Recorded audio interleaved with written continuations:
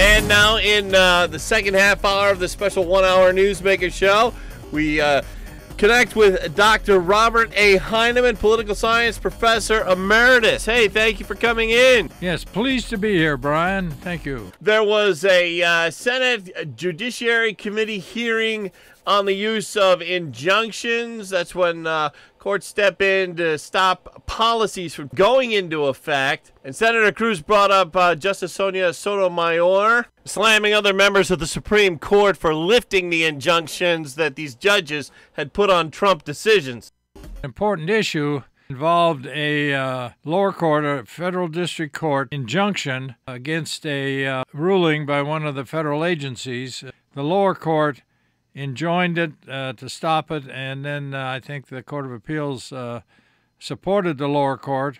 So the government, the Justice Department, went to the Supreme Court and said, look, you've got to stay this injunction. Now what's happening here is these lower courts, federal district courts, single-judge courts, have increasingly simply stepped in and enjoined actions of one sort or another, and they've applied them across the country. And according to Cruz, it's 2 or 3 times what any previous president has had to put up with, and more than that, actually, I think.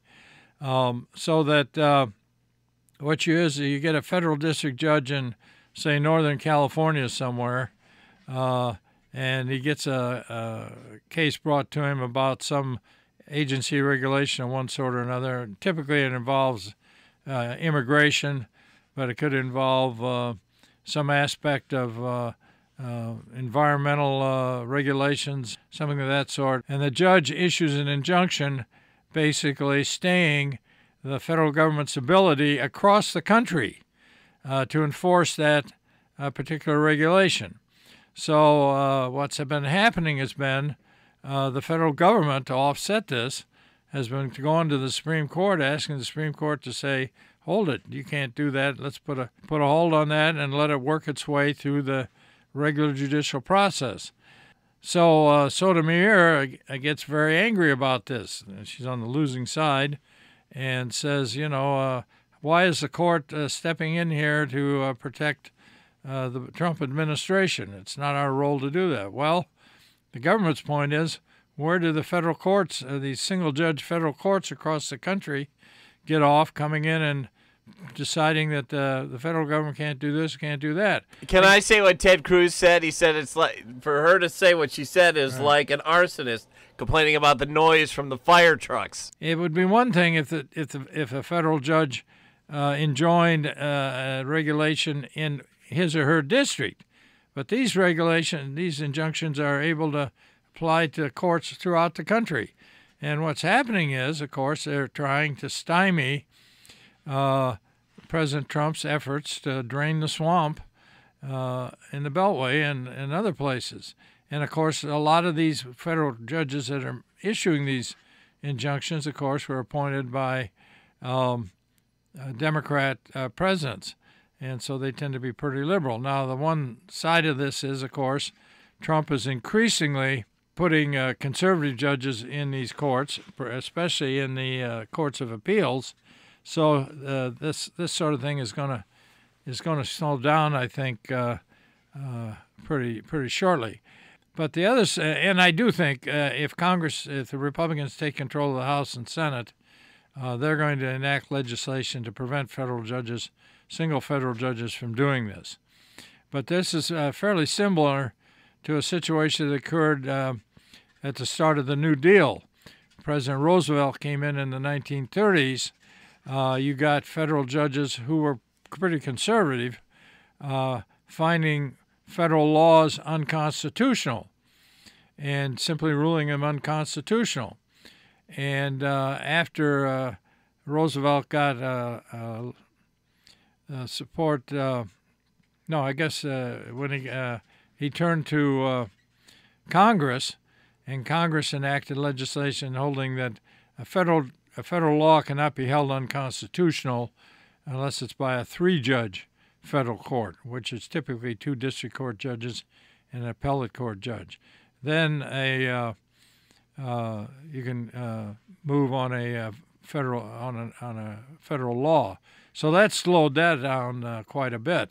But now these injunctions are a little different, obviously, from holding a law unconstitutional. They're simply trying to enjoin and stop federal agencies from enforcing federal laws or their particular policy. And it's clearly an attempt to undermine the Trump administration's efforts here. So we'll have to watch this. But I do think if the Republicans get control of the House and retain control of the Senate, they're going to take action to limit what federal judges can do in that respect. And Congress has every right to do that. So we'll see how that plays out. I think Trump's outburst, frankly, was a little inappropriate. It kind of puts the heat on some of the conservative justices on the court because it does make it look like they're somehow toting to what the president wants. And I don't think Trump really understands how this should play out. But be that as it may, it's something that needs to be corrected. Another issue, Yes? somewhat related, the green light law. The state Senate Republicans earlier this week tried to repeal the green light law. The Democrats won the day, but Republicans showed that they at least tried to repeal the green light law. On that issue, Governor Andrew Cuomo put out a statement late Thursday afternoon that said that he was going to allow Department of Motor Vehicles to let the feds have information from the DMV database, Department of Motor Vehicles database, in regards to the Trusted Traveler program, Right. But the governor was not going to compromise and allow the federal investigators to see any information about the quote-unquote immigrants, meaning illegals. Your thoughts, Dr. Bob? Well, I think this is part of the negotiating between the president and the governor. And so the governor, I think, recognizes that if you're going to make it easier for people to cross the border or board airplanes, things of that sort, maybe you ought to have some background checks on how reliable they are. And so he's given way there on that. We'll just have to see how it plays out. There may be more move there. I'm not sure. But it's a move in the right direction, I guess. On Cuomo's part or Trump's part? On Cuomo's part. Yeah. Talking to Dr. Robert A. Heineman. South Carolina is coming up Saturday. Super Tuesday is coming Tuesday. Wow, it's beginning to move with some momentum here, Brian. Yeah. Mm-hmm. And the Democrats are going to run who for president, do you think? Well, I don't know, but I think the South Carolina race is really quite interesting. And as we know, I think 60% of the Democrat vote there or party membership in South Carolina is African American. So a number of the candidates have been going out of their way to court African American votes, and we'll touch on that a little bit more in a moment here. Although Biden has gotten heavy support from a number of important black leaders in South Carolina, and I have to feel that President Obama has been working behind the scenes, frankly, to help Biden out, especially given this latest imbroglio where some PAC, Political Action Group, has been running ads with Obama quotes, the old audiobook clip from his books, which seemed to indicate, they were pretty critical of Biden and Democrats talking the good game but not walking the walk, which Obama was good at too, frankly. So Obama has ordered the media, whatever, is I think lodged a suit asking them or requiring them to stop running these ads. So I think he's probably pretty ticked off right now by the way the Republicans have been acting, or these political action committees have been acting in South Carolina. But what's interesting is that, and I don't know if the Republicans are smart enough to figure this out or not, or whether it just happened this way, but there's no Republican primary in South Carolina Saturday. So there's no reason for the Republicans to come out and vote in the primary. But the point is, South Carolina has what's called an open primary, so that you can vote as a Democrat or a Republican. You can move over into the Democrat primary. And that, I think, is without question what a good-sized number of Republicans are going to do, are going to end up voting in the Democrat primary. And so these polls that show Biden up by 10, 15%, I think they are probably based upon polling the Democrat electorate in South Carolina. I don't think they include polling how many Republicans are going to come across the line there. And so I would guess that Bernie is going to do pretty well. Now, I could be totally wrong on this, but my thought is that a lot of Republicans are going to turn out, and they're going to be voting for Bernie. And that could be a real embarrassment, obviously, to Biden. And, of course, Obama has stayed way in the background, so he's not going to be all that embarrassed. But I don't think he's going to be happy about it. But, by not running anybody on the Republican side, for example, in New Hampshire, Trump was the only one running on the Republican side and got the largest turnout of any incumbent president for the last 40 or 50 years. But that's not going to happen in South Carolina because his name isn't on the ballot.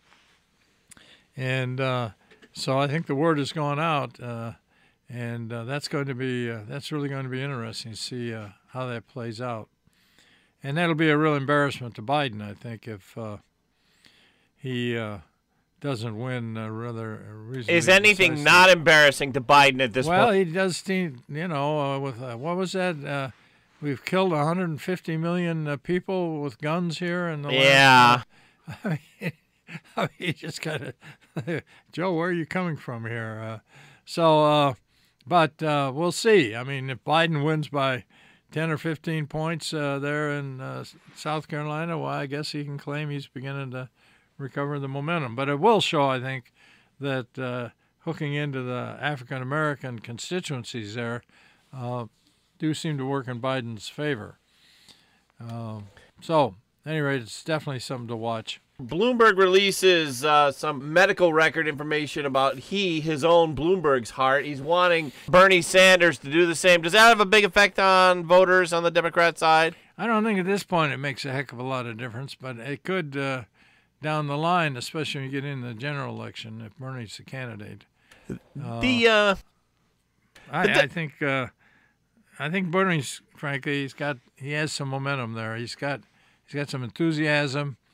And try as they might to try to get him to back off on some of these positions, he doesn't. He takes his position, and that's what I think a lot of people like him. He's consistent. Now, you certainly may not agree with what he stands for, but at least the guy has told you what he stands for. You got a pretty good idea where he is. The Democrat establishment keeps saying no as far as their feelings go towards Bernie Sanders. Right. Who do they like? Who could they accept, the establishment in the Democrat Party? Well, I think they certainly could accept Biden, and then it drops off pretty dramatically. I think Klobuchar would probably be acceptable as well. But other than that, I don't know where Bloomberg fits in here with the Democrat establishment because, of course, as you know, he used to be a Republican, and then he was an independent, and now he's decided he'll buy his way into the Democratic Party. Again,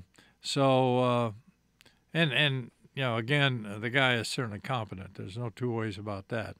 But it's kind of how I want to put that.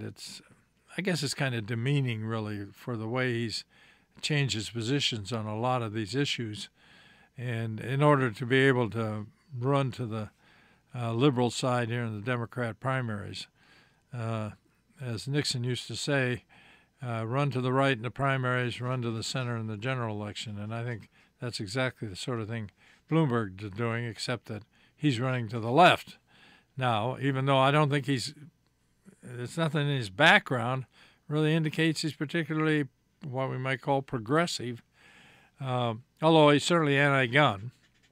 That's for sure.